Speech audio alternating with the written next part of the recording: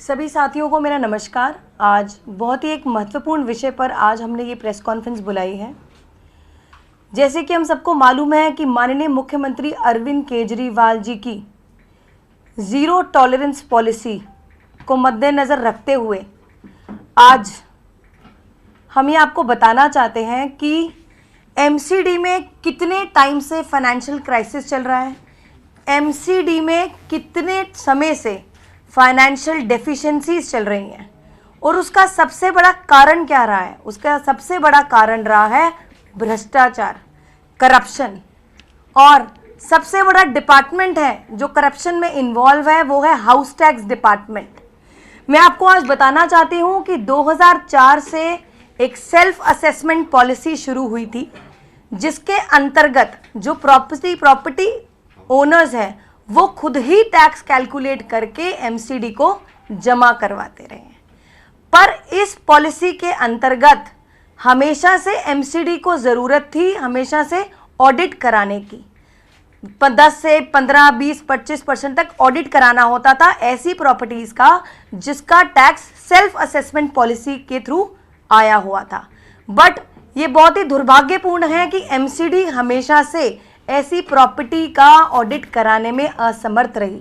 10% भी ऐसी प्रॉपर्टीज़ का जो है ऑडिट नहीं हुआ और हमेशा से कोई ना कोई रीज़न दिया गया कि मैन पावर नहीं है, एम्प्लॉयज़ की कमी नहीं है, तो इसी वजह से ये ऑडिट पॉलिसी नहीं लागू हो पाई ठीक ढंग से। अभी कुछ ही दिन पहले हमारे ये पता लगा हम लोगों को कि दिल्ली में ऐसी 2 प्रॉपर्टीज़ हैं जो दिल्ली में 2 बहुत बड़ी रसूख जो हमारे उन प्रॉपर्टीज़ के ओनर्स हैं, रसूख व्यक्ति हैं, ऐसे प्रॉपर्टीज़ पे 12 करोड़ लगभग 12 करोड़ का जो हाउस टैक्स है वो बकाया है।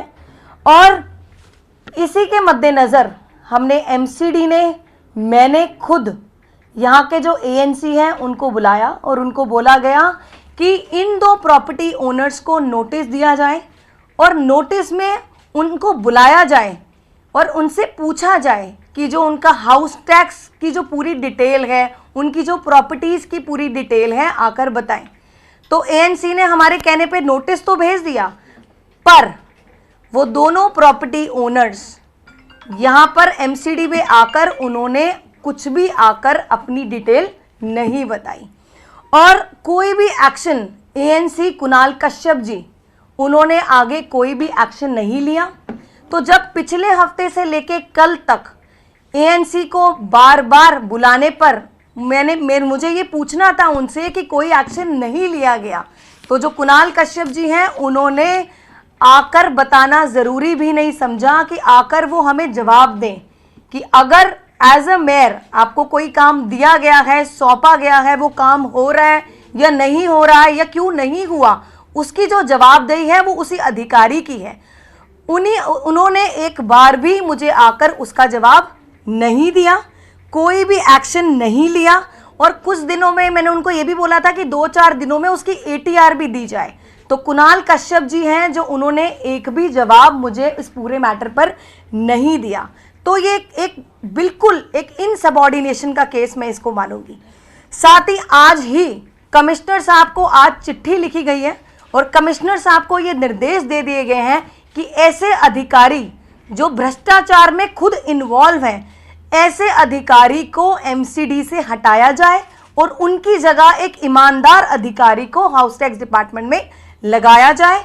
और जब से इन अधिकारी ने यहाँ एमसीडी में ज्वाइन किया है और टिल डेट जितना भी हाउस टैक्स का काम हुआ है उस पर इंक्वायरी बिठाई जाए, उसकी पूरी डिटेल बनाकर रिपोर्ट सौंपी जाए और साथ ही विजिलेंस भी बिठाई जाए।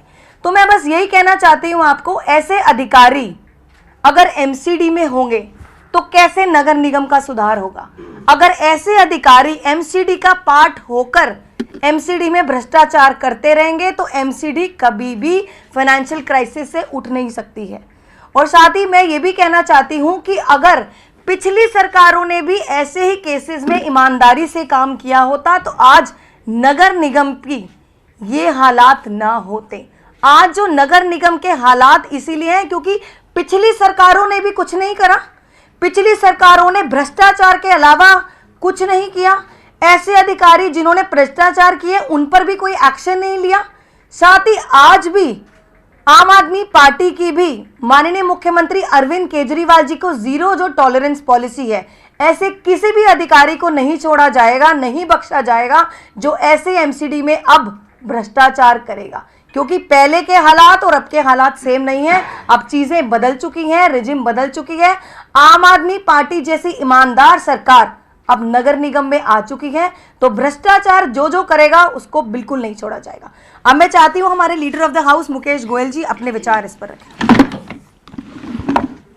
अभी आपको मेयर साहिबा ने बताया कि पिछले कई दिनों से ये असिस्टेंट कलेक्टर से किन्हीं 2 प्रॉपर्टियों की जानकारी मांग रही थी। जैसे कि इन्हें जानकारी मिली कि उनके ऊपर काफ़ी टैक्स बकाया है, लेकिन असिस्टेंट कलेक्टर ने 4 दिन से लगातार बुलाने के बावजूद भी वह सामने उपस्थित नहीं हुआ। यह सबसे बड़ी अवहेलना है। महापौर दिल्ली की प्रथम नागरिक है और इस नगर निगम की मुखिया है। उस अधिकारी को कम से कम महापौर के समक्ष उपस्थित होकर सारी बातों को बताना चाहिए था, सारी उसे जो तो उन्होंने कार्रवाई की उसका जवाब देना चाहिए था। लेकिन इस तरह के अधिकारी यदि लापरवाही दिखाएंगे तो निश्चित तौर पे बर्दाश्त नहीं की जाएगी। अधिकारियों को अब अपना रवैया बदलना पड़ेगा। अब सरकार चेंज हो चुकी है, अब केजरीवाल जी के नेतृत्व की सरकार है। पहले जो कुछ हुआ अधिकारी अब उनसे बदलें और अब आम आदमी पार्टी की सरकार के साथ चलें, यहाँ सहयोग करें। यदि किसी के ऊपर बकाया में एक आम आदमी के पास यदि किसी का 100, 200, 400, 1000, 2000, 10,000 रुपये भी टैक्स बकाया होता है तो हम उन्हें 2004 से तुरंत नोटिस दे देते हैं। यदि जैसा कि महापौर महोदया बता रही है कि करोड़ों रुपए, 12-12 करोड़ रुपए यदि उन लोगों पे हैं तो यह सबसे बड़ा भ्रष्टाचार है। इसकी जांच होनी चाहिए। और उसके अंदर क्या कोई नोटिस देना कोई गुनाह थोड़ी है। नोटिस दे दिया तो उसके अपनी क्लैरिफिकेशन दे।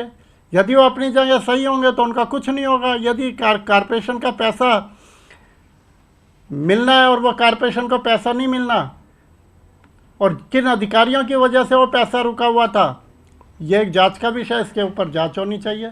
निश्चित तौर पर अधिकारियों को यह समझना चाहिए कि हम जो ईमानदार अधिकारी होंगे, जो काम करने वाले अधिकारी होंगे, उन्हें प्रमोट भी करेंगे। यदि कोई कारपोरेशन के लिए कारपोरेशन के रेवेन्यू लॉस करेगा तो वो भी बर्दाश्त नहीं किया जाएगा।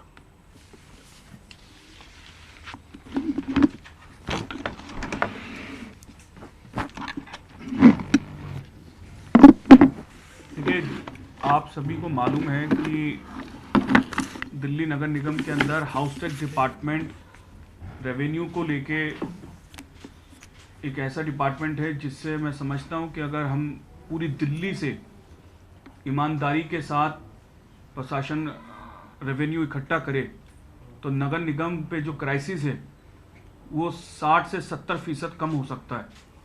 और दिल्ली बहुत बड़ी दिल्ली है, कमर्शियल इसमें एरियाज़ हैं, नॉन कमर्शियल रेजिडेंस एरियाज़ हैं, और कहीं ना कहीं हम ये देखते हैं कि नोटिस लग जाते हैं, मगर उस नोटिस के बाद जब वो अपना हाउस टैक्स जमा कराने आता है तो हम पूरे ईमानदारी के साथ शायद उसका हाउस टैक्स नहीं ले पाते। कहीं ना कहीं वो नेगोशिएट किया जाता है या उसको थ्रेटन किया जाता है सीलिंग के लिए। उसको बचने के लिए बेचारा वो कुछ ना कुछ अपना रास्ता निकालता है। क्योंकि आज ये बहुत एक अहम चीज़ माननीय महापौर महोदय ने आपके सामने रखी है और जिसकी वजह से आज एमसीडी क्राइसिस में जा रहा है।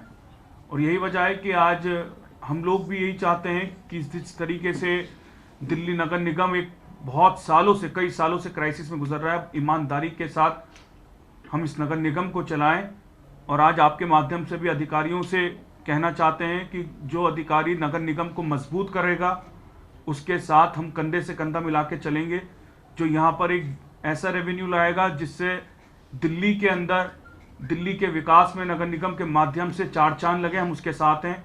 अगर कोई यहाँ पर 1% भी ऐसा भ्रष्टाचार या ऐसे कोई कदम उठाता है जिससे नगर निगम को नुकसान है, दिल्ली की जनता को नुकसान है, तो आम आदमी पार्टी या महापौर, उप महापौर उनके साथ कतई नहीं है। और उनके खिलाफ जो कानूनी कार्रवाई बनती है वो कानूनी कार्रवाई की जाएगी। बहुत बहुत धन्यवाद। धन्यवाद जी, थैंक यू जी।